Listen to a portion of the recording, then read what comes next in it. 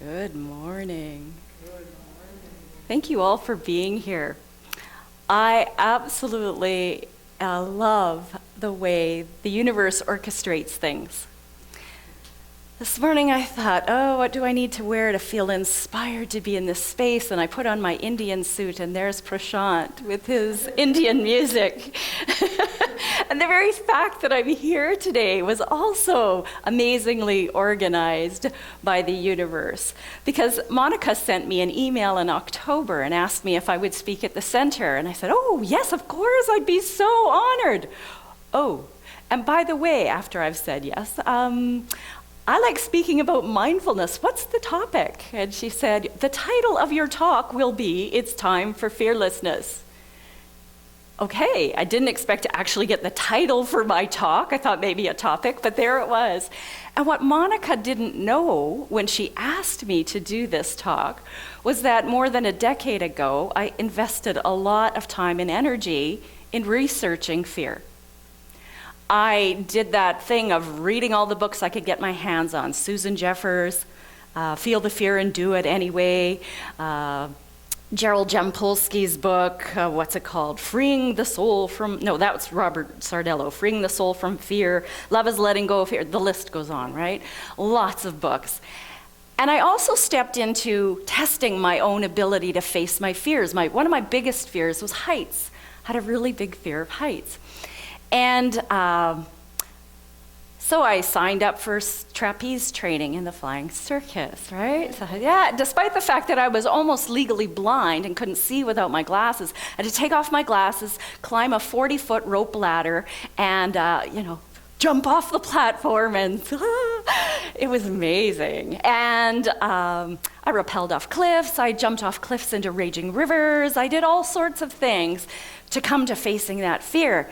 And it got pretty exciting, and I thought, wow, I want to share tools with this. So I even developed a workshop called Beyond Fear to help people come to that place of moving beyond the fear that holds them back.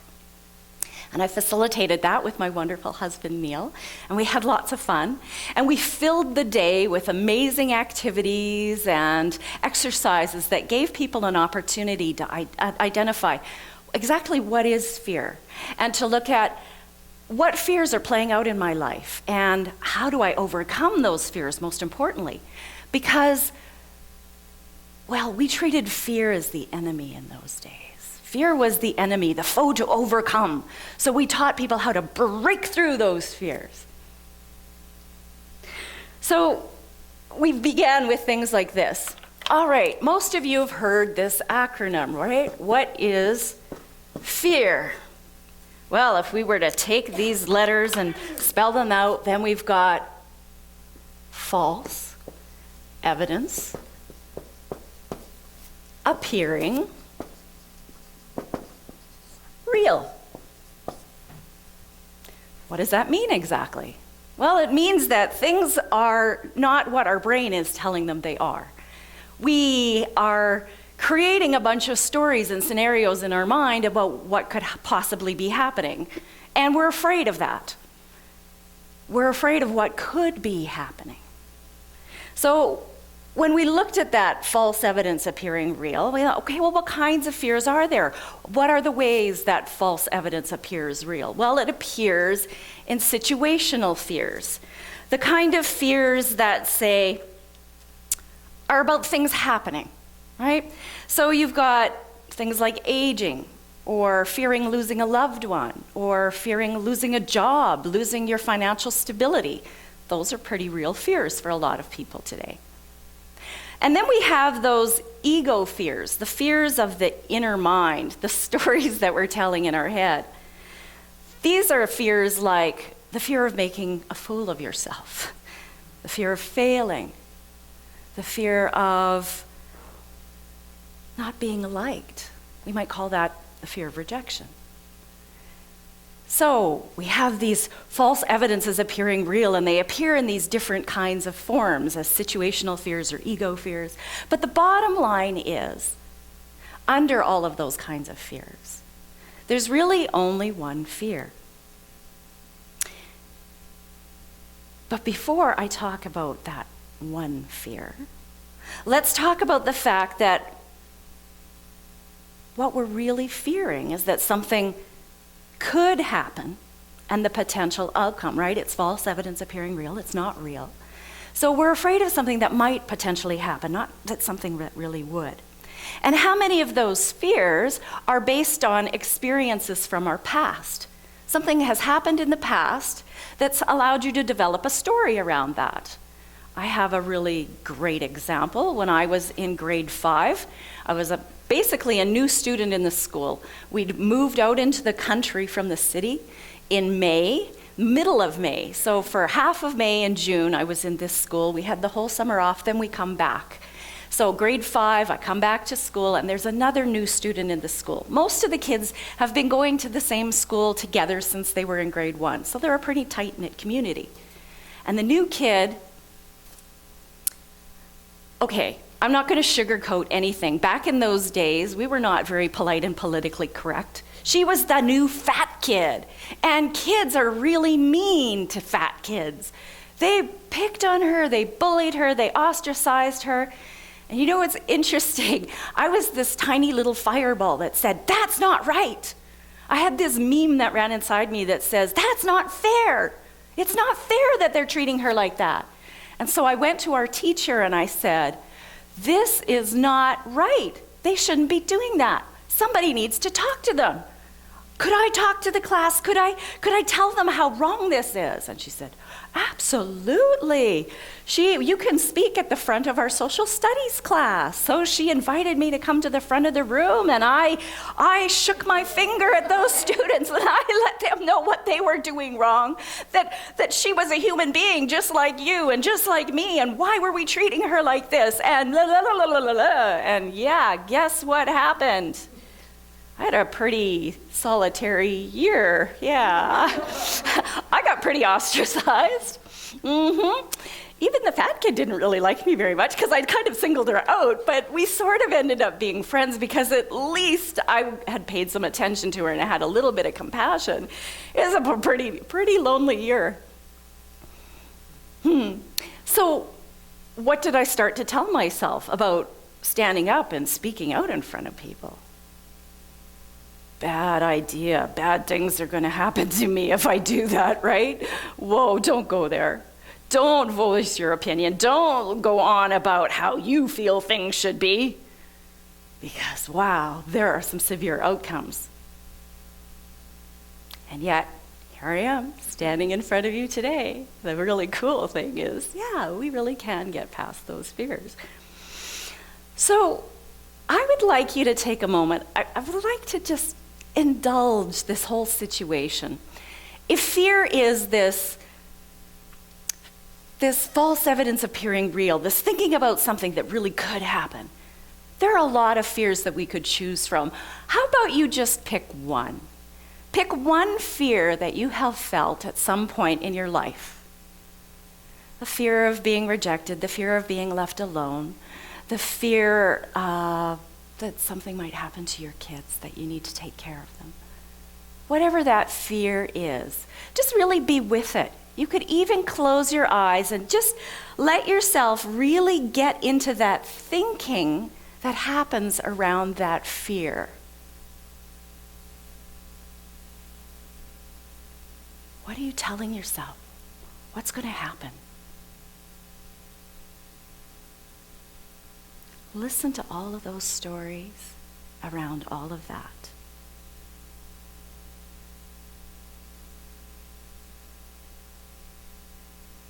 And notice how you feel thinking about that fear. How do you feel emotionally? How do you feel physically? What's going on inside of you as you're feeling that fear? Now, what I'd like you to do is bring your attention into your heart. If you like, you could even close your eyes and put your hands on your heart. Just notice your heart. Breathe in, noticing your heart. Breathe out, noticing your heart.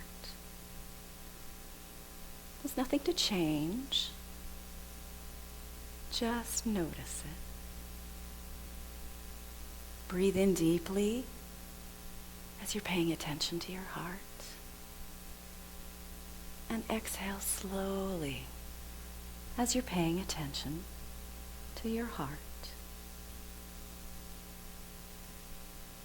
Breathing in, breathing out. You and your heart.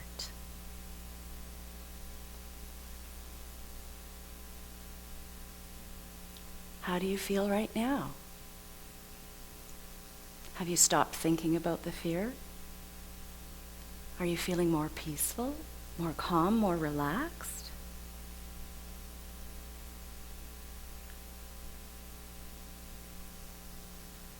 I invite you to open your eyes and be present to this moment now. In that moment that you were focusing on your heart, were you fearful? Were you in danger in that moment? No. If you were successful about thinking about the fear and letting yourself be in it before, you probably were feeling a little more agitated, a little less comfortable, a little less peaceful and calm. So what did we do to change that? All we did was focus. Focus on our heart, focus on our breathing. That's all it takes to create a bit of a shift. What were we doing? Becoming present to this moment, right here and now.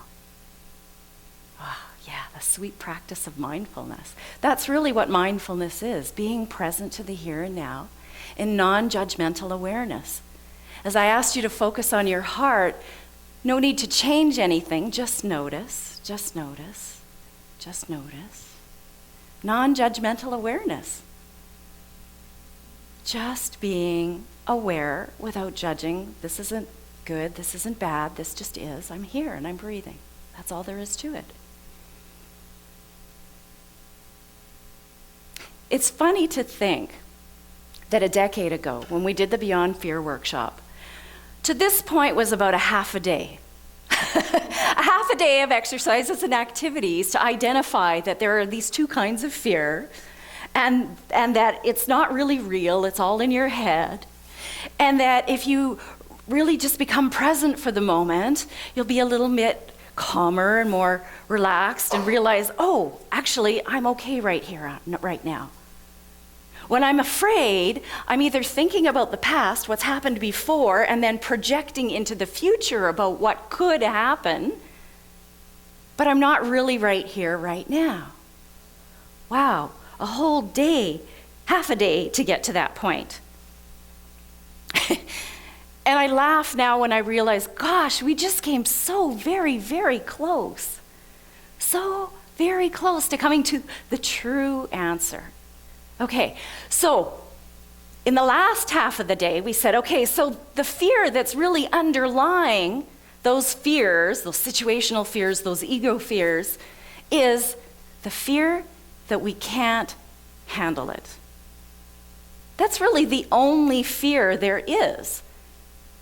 If you were to examine any type of fear that you have, you realize that underneath that is just the fear that you can't handle it.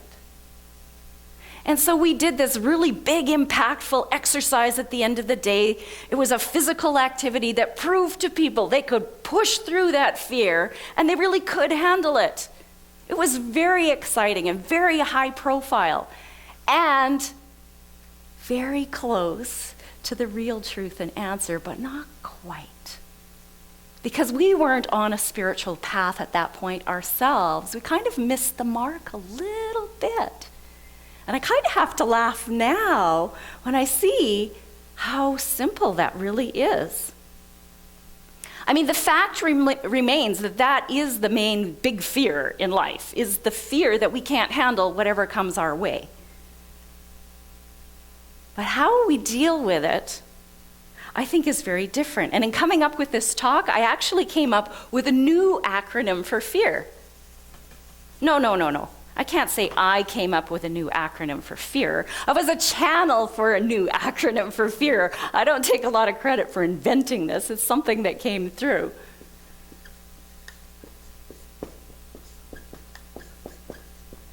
Forgetfulness, edging away reality.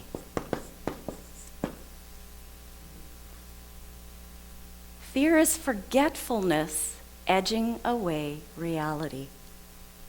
We're forgetting. When we're in a place of fear, we forget. We forget that we are never going to be handed more than we can handle. Never.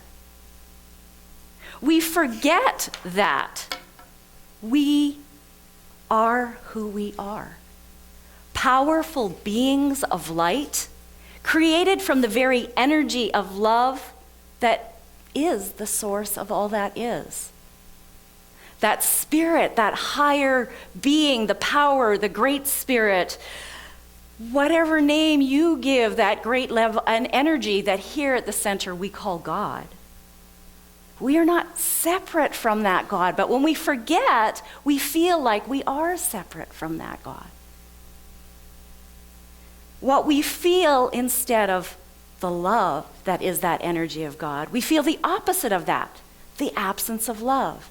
That's what A Course in Miracles says that fear is. It's the absence of love. It's not being able to feel that love in our heart, to not feel safe and sacred and held like a baby. It's okay, you're safe. We forget it. That's what fear is, just forgetting that that's who we are. We are that love. Will you ever be given more than you can handle? If you acknowledge that you are in fact created from and therefore made of that same love energy that is the source of everything that is, then you know, would you ever give yourself more than you could handle? No, of course not. You're from that source, so that source is never going to give you more than you can handle. At one time, I saw fear as the enemy to be conquered. But now, I see fear as a friend. What? What do you mean? How many of you think I'm a little bit nuts for thinking fear is a friend? Well, if I look at fear as nothing more than a marker, an indicator, a measuring stick that lets me know how far I have forgotten and edged away from the reality that I'm actually safe in this moment. The stuff that I'm fearing is just a projection of what could be, what might happen, what potentially could come to pass. It's not happening. It's something that I'm creating a story about. How many of you have ever been in a situation where you have something to go to and you were just absolutely dreading it because there was going to be somebody there that you would run into that you didn't like or couldn't face because there was some situation that was going on between you, or you had to go to an event and you were terrified because you were pretty sure you weren't going to know anybody and you were going to feel alone, or that you were going to be singled out? Has anybody ever felt that kind of feeling? Yeah. We walk into a thing, and how often has it turned out that it was not nearly as bad as you imagined it to be? Yeah, don't we make the story so much worse than it actually ever turns out to be? We do. We create this stuff in our minds, and it's really funny. I'm inspired to use this line.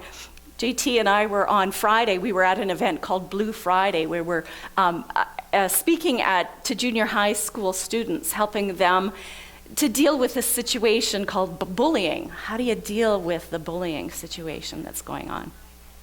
And one of the women said, she handed all of the students, first of all, she said, that voice in your head is like a duck that's quacking. The stories that you're making up in your head are it's just a duck quacking at you, quacking at how bad this is going to be, how horrible this is going to be, how this could happen and that could happen. And what she did was she printed off a bunch of little images of ducks and laminated them and handed them all out and said, now you can remember, just shut the duck up. Just shut the duck up. It's quacking at you. Just tell it to shut up. You don't have to listen to it. Go into your heart. Breathe. This is my advice. Remember to go into your heart and breathe. That will help to shut the duck up and help you to be more present and calm and peaceful in this moment, and know that really in this moment I'm safe. It's okay. There's really nothing to fear. I've just forgotten, and I've edged a little bit away from the reality that I'm really okay, and I'm never going to be given more than I can handle, that everything is fine. I invite you, whenever you get into that place of fear, remember, do that exercise. Touch your heart. Touch your heart with your awareness, if not your hands, or maybe both. Notice your breathing. Remember that you'll never be given more than you can handle. Remember that in any situation that you have to face, any circumstance that's put before you, anything that happens does not happen to you, it happens for you. There's something in there for you. There's some learning, there's some gift, there's something for you in that. And remember that you're never separate from the light, the love that is all, that you are of that light. You are made from that same love source energy. It is so incredibly exciting to live at this point in time when we are so much more awake, so much more conscious, so much more open. Because in 20 minutes, we covered what we did in a whole Beyond Fear workshop to come to that place of recognizing, wow, really, there's nothing to be afraid of. There's only the fact that I've forgotten and I've stepped away from love. It's really a testament to how much we've all evolved in this last decade. As the Course in Miracles says, fear is the absence of love. So right now is the time to embrace love. The love that we are, the love that is all around us. Now really is the time for fearlessness. That's all I have to say. Thank you.